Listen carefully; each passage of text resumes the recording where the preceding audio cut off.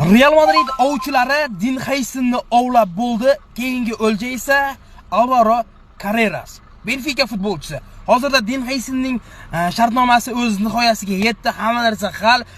Futbolchining ota-onasi, futbolchining o'zi, murabbiylar, itaklar, hamma dokumental ishlar o'z nihoyasiga yetdi.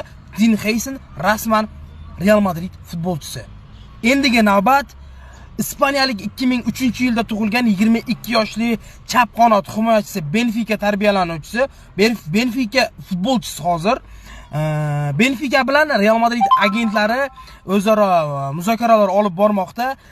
Alvaro Carreras o'rtasidagi transfer.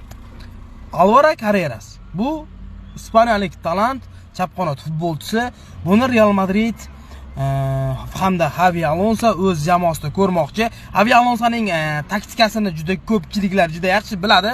Uning taktikasi 3-4-3 sxemasiga qaratilgan. Shu jumladan Real Madrid Carreras, Raul, undan tashqari Din Heyson bilan uchtalik markaziy himoya qo'rg'onini qurmoqchi.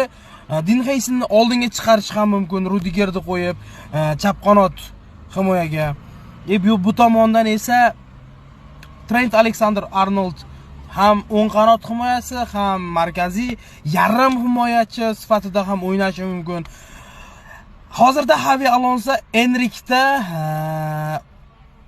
nimasini ko'rmayapti, kelajagini. Jamoada har xil nashrlar, insiderlar tarqatgan xabarlarga qaraganda Enrik jamoaga, Xavi Alonsoning jamoasiga mos futbolchi emas degan gaplar bor.